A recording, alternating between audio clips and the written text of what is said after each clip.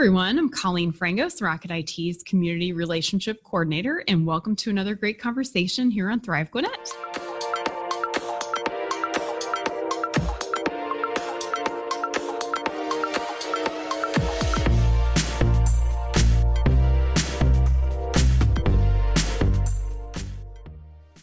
So Thrive Gwinnett has been a fun project of mine. Rocket IT has allowed me the privilege of being able to talk to many individuals with a community focus here in Gwinnett as we're working through a really tricky year of 2020. Really want to talk to people who are making some big strides, continuing to make positive impacts in the community, people who are continuing to better the lives of individuals, organizations, and just their neighbors, right? So today I've got the pleasure of talking to Larry Campbell. He is the Executive Director of Corners Outreach. So Larry, welcome aboard. Good morning, Colleen. Thank you for the opportunity to speak today and for all the great work you and Rocket are doing. Absolutely, absolutely. And Larry, I think we've got a great conversation. And not to make you blush, but I have heard from many people just what a great guy you are. I think you are really making some headway here just with the work at Corners Outreach. And I think we don't want to miss out on the opportunity to have you share with our listeners today. What is Corners Outreach all about? Well, thank you for your kind words. And for all those who said it, I'll give them money after the show. So, all right. Corners Outreach basically began as just an extension of the school. So often I ran into students that were teenagers who were dropping out of school. And as a person who grew up in poverty and education changed my life, it confused me because I couldn't figure out why you would drop out of school. And what I began to learn is a lot of students got so far behind that dropout was inevitable. So Corners Outreach went back to elementary school and really focused on, really what's going on. And we work directly with the school. We're extensions of the school, but we work in the neighborhood. So therefore, we get to know the whole family in that process. And it's been a wonderful 9-year experience. And we've helped over thousands of students, and we really enjoyed it. And we really feel like we've made some great headway in impacting our local community. Absolutely, Larry. And you're right. I think you really got to go back to that elementary level. I think having 2 young kids myself, you do see that, not any one child is the same. So their learning styles differ. And into, the support system and the motivation that they have internally just to be able to have that gumption to continue to keep trying and plugging away. Sometimes that extra tutoring effort, that comes from the outside is a huge, deal maker for them. So I think it's great that you guys are really getting in the neighborhoods and making that happen for folks. We talked in one of our preliminary calls just about the pathways to connection. I think that's something that you guys have really, I don't want to say branded well, but something that y'all follow through the course of your work, just with how you carry things out. So tell me a little bit about what that pathway means. Well, one thing I think that we all live kind of in isolation. We live in our own lane. And so what happens is we want to do good. I think there are many, many good people, but sometimes there's not a real entryway to get into people's lives. And I come from a business background, and the nonprofit world is secondary to me. So I've been in running businesses for 40 years. And what I tend to think of is different ways of doing things. So I know from experience in working with families, the greatest honor I give them is better employment. And so the simple statement is we began to survey our parents to determine how we could raise their living wage. And part of that gets into that if you live in poverty, and I want to say this as a very simple statement, but I think very profound, is our children see the world through the eyes of the parent. So if a parent sits in poverty, the child sees poverty.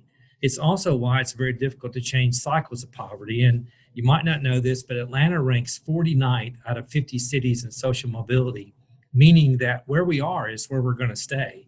And so it's a really critical thing that an outside person, organization, or group begins to help people see things differently in that process. So we basically felt like that if we could create different pathways just to connect our community, we could go from seeing the differences to seeing the sameness.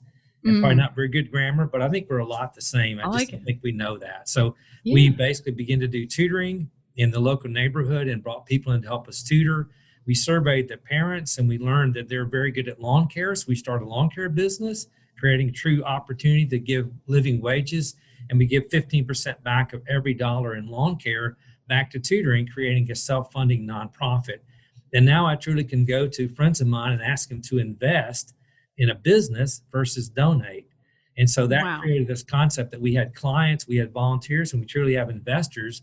And so now what we say is become one of the three, and all three of those lead to a connected community. Wow. No, I love that. And do you have, I'm just curious, with the lawn business, do you guys have that under, I mean, is there a name separate from Corners Outreach, or is it all under the same umbrella? It's under the same umbrella, but it's called Lawn Care with a Purpose. Lawn Care And with a Purpose. So it basically it's under our website at cornersoutreach.org, and you can get a quote. And we have now accumulated over 600 clients in a short time period, because people love the fact that we're doing the triple win. We're doing good yard work. Yeah. We're tutoring. We're giving 50% to tutoring. We're employing the parents, raising their earning levels. And again, it creates a connected community. It's beautiful. I love it. That's awesome. That's good to know. And Lawn Care for a Purpose. I'm not going to forget that. We'll make sure we put a link in there too for folks. That'd be great. Everybody wants that beautiful lawn. So, well, okay. I think we've learned a lot about your organization and the good work that you're doing. But this has been a weird year, right?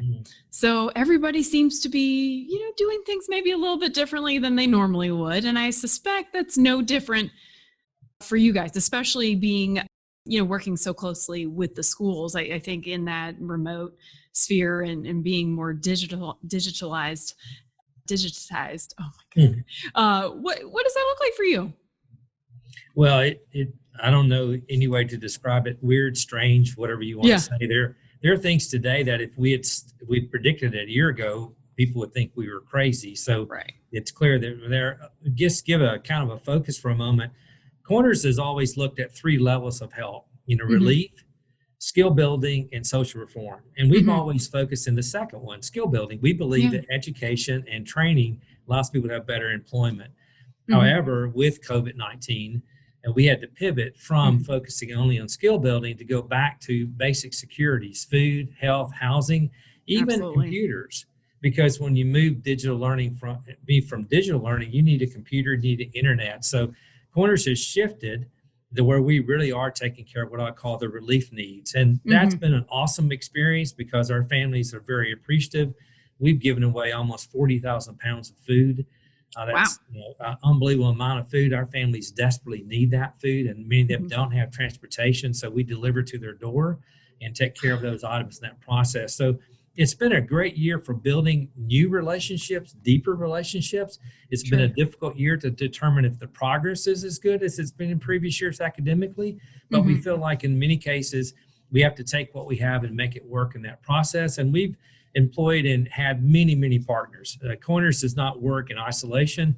Churches, Gwinnett Cares, many people, the county have all helped us with food and food distribution. So we're certainly very fortunate that so many people have helped us help our families. Absolutely. And something you did say in one of our chats was talking about the true heroes in this story. And I feel you kind of just said who those heroes are. And, I've been really impressed with just the heroics that this community is showing and really embodying as we go through this tough year that I'm sure is going to continue a little bit into next.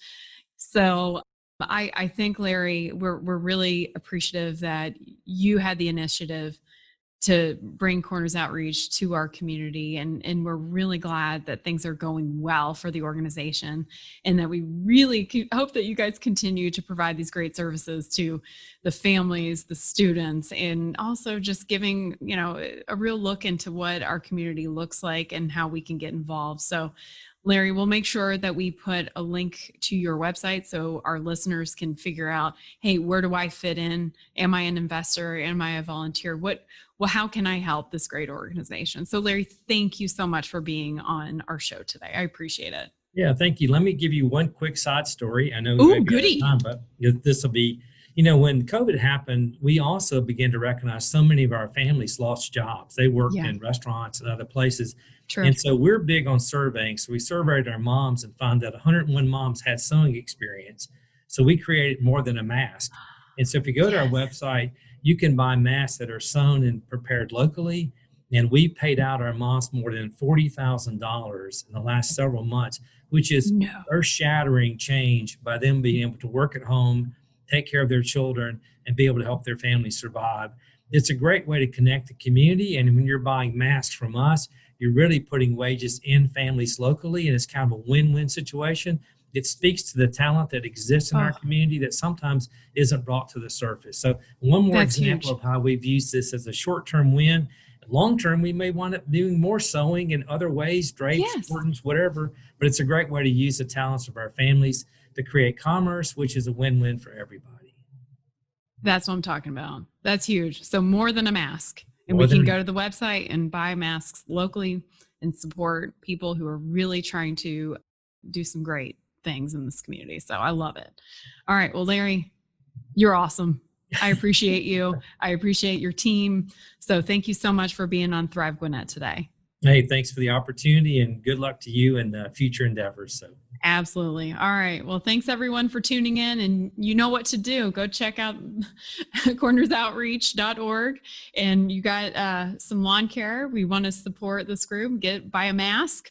So thanks everybody. And until next time, have a great day.